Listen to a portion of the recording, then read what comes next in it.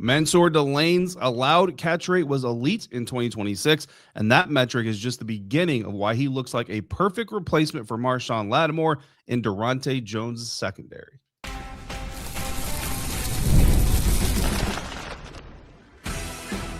You are Locked On Commanders, your daily podcast on the Washington Commanders.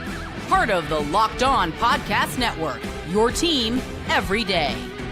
This is Locked On Commanders, part of the Locked On Podcast Network, the #1 sports podcast network, and I'm David Harrison, your guy on the ground, credential member of the media, covering the Washington Commanders for WUSA 9, also writing for Commanders on SI, here with you 5 days a week, and coming up on this week's Mock Draft Monday episode, simulated pressures fail if the middle of the defensive line can't be effective, and versatility across the board helps to create chaos. But first, you can't run zero blitzes without the right cornerback, so drafting Mansoor Delane makes a lot of sense for Daronte Jones' defense. All that coming up on today's episode of Locked On Commanders, part of the Locked On Podcast Network, your team every day, and it's all brought to you by FanDuel. Use your profit boost on an NBA future and get entered for your chance to win a trip to the NBA Finals. Play your game with FanDuel, the official sports betting partner of the NBA. We expect new Washington Commanders defensive coordinator Daronte Jones to want to be highly aggressive, and the better his cornerbacks,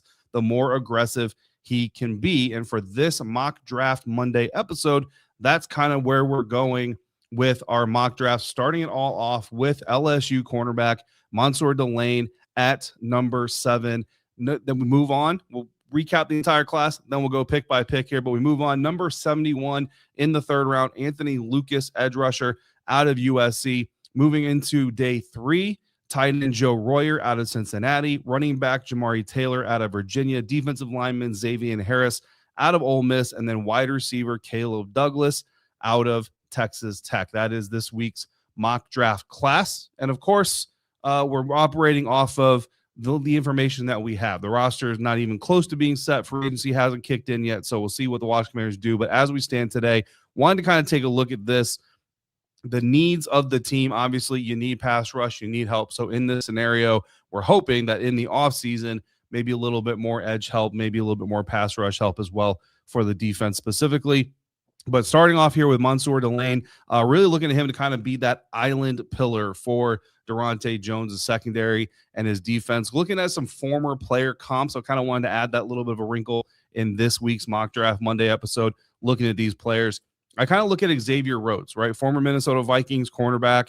Daronte Jones was the DB coach in Minnesota when the Vikings secondary was one of the best, if not the best, in the NFL. Xavier Rhodes was part of that for a period of time as well. And Mansoor Delane, I think, could be kind of that modern day Xavier Rhodes, right? Mansoor Delane comes in 6 foot tall, 190 pound, known as a sticky. That's the phrase that a lot of people like to use, meaning that he can stick to his receiver, kind of shadow those routes, things like that. Great coverage skill and all those things. And again, looking at Daronte Jones's history, there's one thing that we all understand is that it's aggression, right? It might look a little bit different. You can be aggressive running zone, you can be aggressive running man, you can be aggressive with a 5-man front, 3-man front, 1-man front if you really want to go a little bit crazy. And he himself, he's even mentioned some of his influences like Brian Flores, who of course in today's game, among today's NFL defensive coordinators, arguably known as the most aggressive of the batch in today's NFL. But he's also worked with some other coaches throughout his history,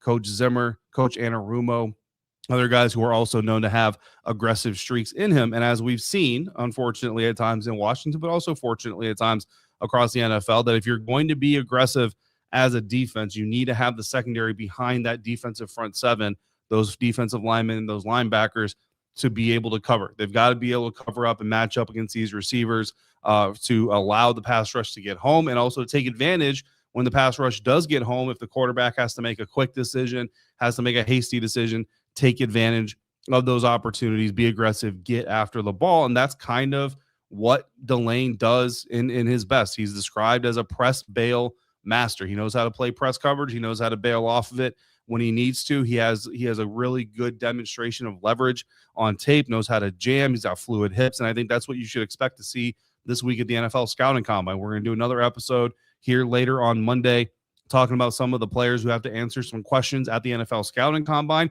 With Mansoor Delane, you're not really looking for him to answer questions as much as you're looking for him to confirm some of these things that we already do. You're not going to be able to see like the leverage thing, football IQ type of stuff a whole lot, but you can see the fluid hips. You're going to be able to see the vertical, the horizontal movement, the change of direction, all those types of things. So if Daronte Jones wants to run some zero blitzes meaning that there's no top coverage, it's just man-to-man across the board and everybody else is coming on a rush, then you need those corners who can do that. Delane only allowed 27.3% of the targets that went his way in 2025 to be caught at LSU. And I think, honestly, when you come to the depth chart, especially with Marshon Lattimore expected to be on his way out, I think Mansoor Delane, as a rookie, steps in as cornerback number 1. I think Trey Amos, my apologies, slides down to cornerback number 2, although I think Trey Amos had a very solid rookie year, showcased some of the things that you loved about him coming at Ole Miss and his college career and that length and that physicality as well. I think they pair up very, very nicely, and it does actually move Mikey Sainristil back inside. I know that's a conversation that we've had here on Locked On Commanders, and a lot of you have had around the water coolers and all those things in your group text, whether or not Mikey should play inside, whether or not he should play outside. I agree that I think Mikey has looked his best playing outside, but just when you look at the history of Daronte Jones, the defense that he's worked in, the defenses that he's worked in, the defenses that he's worked in that have had the most success, you love hearing the coach say, we want to make sure we craft the defense around the players, but you also have to understand the coach has a mindset of, here's what I want to have my defense look like, all things being, preferable. If I get every piece of the defense to be a guy that I want them to be, here's what my guy would look like.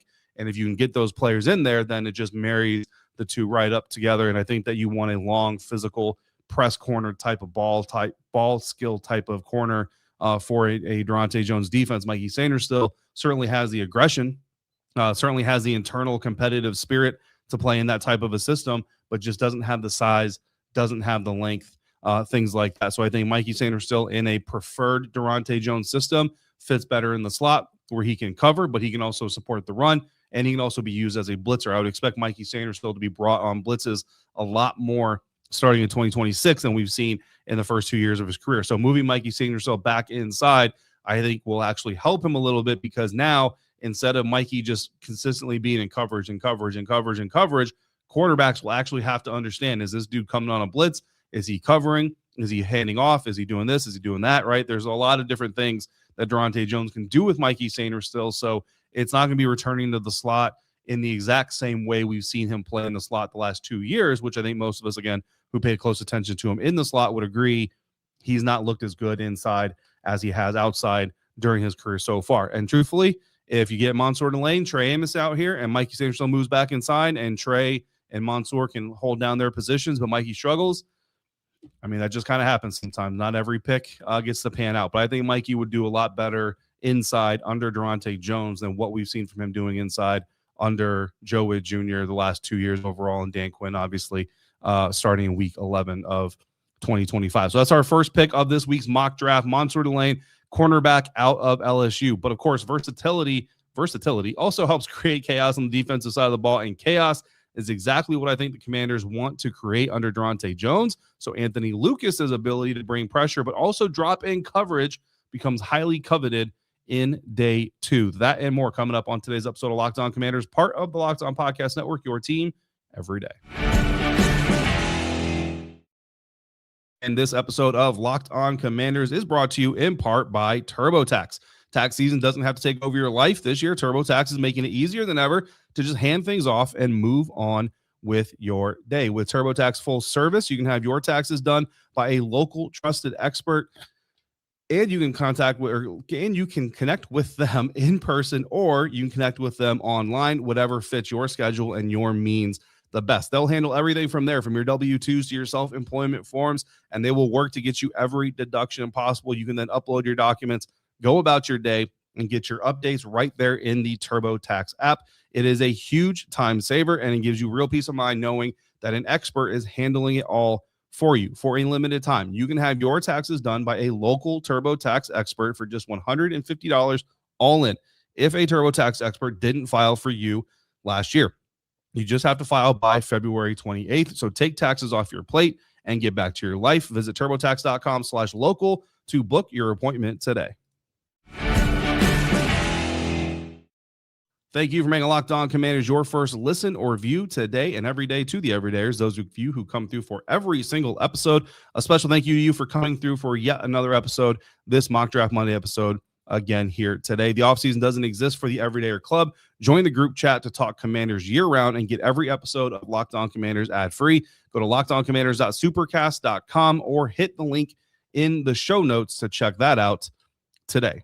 Continue now with our Mock Draft Monday here, week of the NFL Scouting Combine. A lot of rumors always come out of the Scouting Combine. Sometimes some news comes out of the NFL Scouting Combine, so it should be an interesting week all around for the league in general and hopefully for us who pay attention to the Washington Commanders specifically. But moving on with this mock draft, versatility is the main attraction for Anthony Lucas, but familiarity also can go a long way here. Our second pick of this Mock Draft Monday does come in the third round. No trades here. We're not trading any players for extra picks. We're not trading back to stock picks. And I understand that some of you want to do that and everything, but we can't do that every single mock draft. Every mock draft has its own lens, right? So we're coming through with a different lens here for this mock draft. Anthony Lucas, edge out of USC, could definitely become a pillar of this defense if he pans out, just like any other day two pick could potentially pan out. But of course, as a third round pick, you're hoping to get contribution. You're not necessarily looking for an all pro here, right? So the historic comp in Daronte Jones's defensive history, I look at Danielle Hunter. And when I give you these comps, right, because we're going to get down to the 7th round, I'm going to give you a name that you're going to be like, well, how are you predicting this 7th rounder to be like a future Hall of Famer? Maybe not that I'm saying the comp is going to be a future Hall of Famer, but I just want you to understand, I'm not telling you that I think Anthony Lucas will become Danielle Hunter, one of the best pass rushers in the National Football League, but just talking about the fit in the scheme and the type of player that you're looking at him to be. So hopefully we make that understood. The comp is not career success related. The comp is type of player related. Okay, so Anthony Lucas looks like your Danielle Hunter type for Daronte Jones's defense. And of course, we can't talk about a defensive lineman coming out of USC without talking about the connection between Anthony Lucas and Coach Eric Henderson. New defensive line coach Eric Henderson comes from the USC Trojans program, was the co-defensive coordinator there before coming to Washington and be the new defensive line coach. Used to coach for a while now, but also used to coach for the Los Angeles Rams. Aaron Donald, first ballot Hall of Famer, to come, legend of the game, all that kind of stuff. Had a lot of love for Eric Henderson, a lot of praise for Eric Henderson. Talked about, the mental part of the game and the physical part of the game. So again, comes in with a great resume, comes in with a lot of references that are very, very solid. Obviously, Eric Henderson comes from USC. Anthony Lucas is coming from USC. So there is that connection there between the pick and the new defensive line coach. Now, as an edge, he's not going to just work with Eric Henderson. He'll work with some other guys as well, but that connection is going to be there. And if Eric Henderson is in the room telling Adam Peters, telling, Daronte Jones, this is a dude that you want for this system, that you want for this team, I think people are going to listen to him. And if he's there at pick number 71, would not be surprised at all to see him be the pick. So he's got a high motor, massive frame, 6'5", 285 pounds, 34-inch arms. Now this is pre-combine measurements, right? So we'll see what he measures in at the combine, but he's got the frame that you want him to be, but he's also got a lot of functional versatility, right? We talk about that versatility, having the ability to create chaos. He's got strength to play on the defensive line. He can even reduce inside a little bit if you need him to, but he's also got the agility and the athleticism to drop into a curl zone and things like that. So when you talk about a guy like Mikey Sainristil maybe having more success in the slot under Daronte Jones than he has in the last 2 years, you talk about the idea of him coming. That's what I'm talking about. Quarterbacks have got to be able to read. You can't just look at Mikey Sainristil and say, okay, this dude's going to be in coverage because this team doesn't blitz him, because that's what they've basically done for the last 2 years. You have to understand that this guy could be coming on a rush. And if he's coming on a rush, quarterbacks are taught what? Throw it where they're coming from, right? Well, you can't necessarily do that here, because if you have a guy like Anthony Lucas who can drop off the line of scrimmage and get into that coverage area and get into that zone, then you have to watch out for him and that big, long, again, 34-inch arms, that massive frame getting in the way of a pass and doing all those things. So that's where a guy like Anthony Lucas, if he can develop, would work really well. You talk about having him on the opposite end of Dorrance Armstrong, who, again, coming off his own questions, coming off his own injury. So we'll see what he can be. If they bring back Dietrich Wise Jr., you've got a rotational piece in there, things like that, along with Javon Kinlaw. Like, there's just a lot of things you can do with a player as versatile as Anthony Lucas. So that's our second pick of the mock draft in the third round, number 71. Then, unfortunately, we got to go to day 3, and we got to wait all the way to the 5th round. No picks in the 4th round for the Washington Commanders. Now, when I did this mock draft, what I did try to do, and it's not an exact science, but I did try to insert comp picks, because right now, like 71 in the 3rd round and, the pick in the 5th round, there's X amount of picks. But the truth of the matter is there's going to be picks added to the end of the 3rd round, added to the end of the 4th round for comp picks, compensatory picks to go to teams, and it's going to push players down the board because they're not going to be available. So I wanted to pick these day 3 picks with as much accuracy of who might actually be available. And even then, we're still in February, so the board obviously can change a lot. So take it all with a grain of salt. But J'Mari Taylor, running back out of Virginia, you're kind of looking for him to come fill in that 3rd down running back role. Jahmyr Gibbs is a play style comp, even a little bit of Aaron Jones. Aaron Jones, not as agile, not as lightning as Jahmyr Gibbs is, but that type of a deal. And Aaron Jones obviously played for the Vikings, so he's more of a Vikings-related comp, Jahmyr Gibbs. And again, I'm not telling you that a 5th-round pick running back is going to become Jahmyr Gibbs, just stylistically. That's what we're hoping for here out of Taylor. High-volume guy, 1,315 yards in 2025. Playing for Virginia. You could use him in that Kevin O'Connell inspired. And this is where David Blau, his time with the Vikings, Kevin O'Connell blend of mesh type of influence.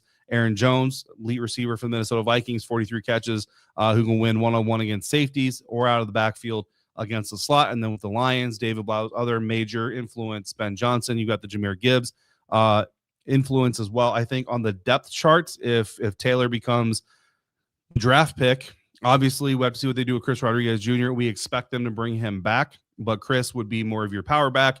Ja'Cory Croskey-Merritt, we'll see what he can develop into, but maybe that primary, call it the first back on the field, downhill type of runner, one-cut type of dude. And Taylor essentially becomes your second back, your 3rd down back to come out there and be your receiver out of the backfield. You'd have 3 relatively young players, right? Chris Rodriguez obviously would be the elder statesman in that room in this situation. We'll see what they do in free agency again and how that impacts things. But even if you go and get, say, a Rachaad White or a Breece Hall or a Travis Etienne, like you could see a pick like this on day 3. Maybe not the 5th round, but you see a pick like this coming on day 3 as well. And then the 4th pick, the 3rd pick of the draft, the 4th pick of the draft, sorry, is Joe Royer, tight end out of Cincinnati. You're looking at him to be maybe a TJ Hawkinson type, which is interesting because I was actually having a conversation with one of our All Access Everydayer Club members not that long ago about TJ Hawkinson, and I just wonder if TJ, so there's some talk out of Minnesota that TJ Hawkinson might get released, and that's where the conversation stemmed from. And TJ, obviously, if you don't know, started off with the Detroit Lions where Ben Johnson was. My pause here is that TJ is obviously older, coming off of injuries, things like that. And TJ was the tight end that Ben Johnson originally inherited. They eventually moved on from to go get Sam Laporta, bring him in. So I kind of wonder, is he really that guy? But bottom line is Joe Royer looks like a Y inline type of tight end, whereas Ben Sinnott looks like more of a move tight end. John Bates is more of a Y inline tight end without the massive upside as being a legit receiver as well. Joe Royer, known as a very solid route runner, specializes in that kind of like Hawkinson role for the Cincinnati Bearcats, creates separation at about the 10-yard mark, intermediate part of the field. So not like a deep target, but certainly someone who can do some things in the short intermediate part of the offensive formation. So I think tight end number 2, right? I think when you have 12 personnel in there, he's a guy who's going to compete to grow into that type of a role. I think immediately you're still looking at Ben Sinnott and John Bates being your top 2 tight ends. But Joe Royer is a guy that at the back end of John Bates' current contract, maybe he's competing to take that spot and move up in the depth chart. So that's where we are through those picks. We've got some more picks, and then we'll wrap up our entire draft class and what the remaining needs are, kind of working a little bit backwards because the draft comes after free agency. Simulated pressures are part of creating chaos. Holding down the middle of the defensive line, however, just as crucial. That's why Zxavian Harris becomes another target for us on day 3 in this mock draft Monday of Locked On Commanders, part of the Locked On Podcast Network, your team every day. And today's episode of Locked On Commanders brought to you in part by FanDuel. If you've ever wanted to experience the NBA Finals live and in person, FanDuel is giving you a chance to turn that dream into a reality with their NBA sweepstakes. Here's how it works. Use a profit boost on any NBA future, and you're automatically going to be entered for a shot to win an NBA Finals trip for 2. That's right, flights, tickets, the whole experience. If you're already looking at the board and thinking about which teams can make a deep run, this is the perfect time to lock it in. I love futures really any time of year. There's not a whole lot of times a year where I'm not looking at who might be the next champion of this or that. I've actually got a futures bet active right now on FanDuel where it's the Seattle Seahawks to win the Super Bowl, which they did, and the Ohio State Buckeyes football team to win the college football championship for the 2026-27 season. If they do that, I'm going to cash in. We'll see how that goes. So make your NBA futures pick. It's got to be NBA specific to get in on the sweepstakes to maybe go to the NBA Finals. Visit FanDuel.com to get started. Use your profit boost on NBA future and get entered for your chance to win a trip to the NBA Finals. Play your game with FanDuel, the official sports betting partner of the NBA. Here on Locked On Commanders, we've been going through our mock draft Monday, week of the NFL Scouting Combine. I'll be in Indianapolis tomorrow. Dan Quinn and Adam Peters will be talking at the podium and then to the local media on the side after that. So we'll have plenty of coming from Indianapolis. And of course, you've also got drills and player interviews all throughout the week. So far here, we've got Mansoor Delane, cornerback out of LSU, Anthony Lucas, edge out of USC, Joe Royer, tight end out of Cincinnati, J'Mari Taylor, running back out of Virginia. I think when I talked about them, I flipped the two. I think I put J'Mari Taylor ahead of Joe Royer. My apologies for getting the order mixed, but that's the order. Joe Royer, tight end out of Cincinnati, then J'Mari Taylor, running back out of Virginia. And we're going to pick it back up here. Our 5th pick of this mock draft, Zxavian Harris, defensive lineman out of Ole Miss. We've been talking about this throughout the offseason for Daronte Jones' system. We feel like there needs to be an anchor type of player. Doesn't mean it's got to be a top pick. Doesn't mean it's got to be a top free agent, although a guy like DJ Reader, if he's out there, certainly could be attractive as a one-year fill-in. And then you come in, you bring in Zxavian Harris to kind of develop behind him. 320-pound plus block eater. He's got kind of a Linval Joseph type of player to him, right?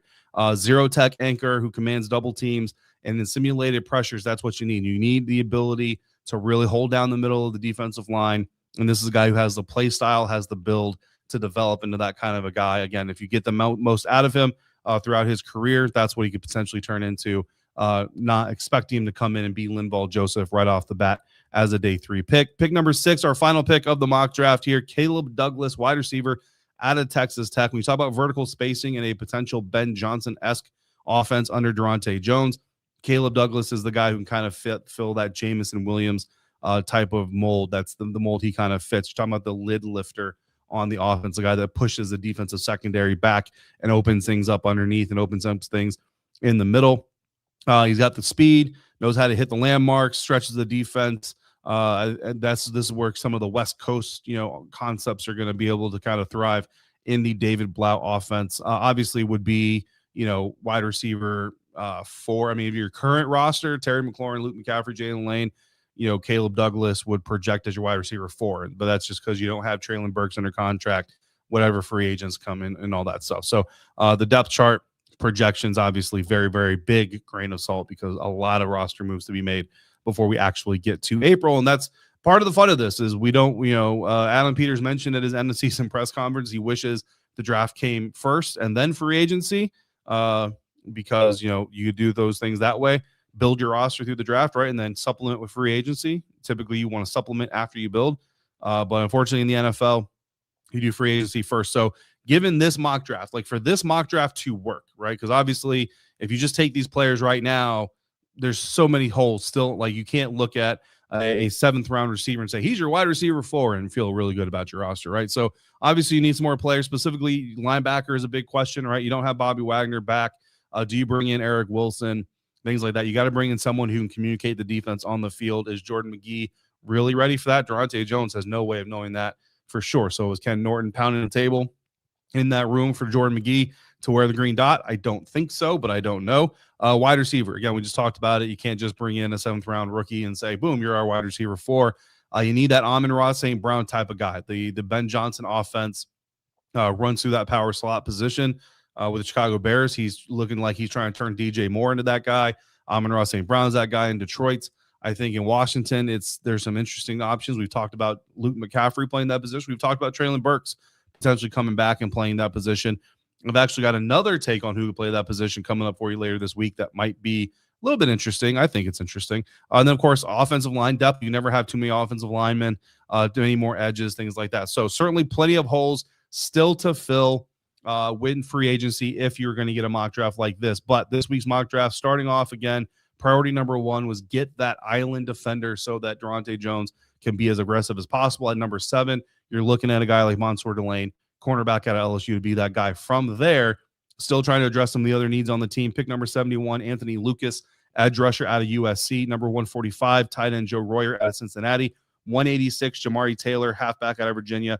197, Zxavian Harris, D lineman out of Ole Miss. And at 224, Caleb Douglas, wide receiver out of Texas. That's going to do it for today's Mock Draft Monday episode. Next time on Locked On Commanders, Bucky Brooks identified 10 players that he's got questions about entering the Scouting Combine. We're going to talk about them through a Commanders lens.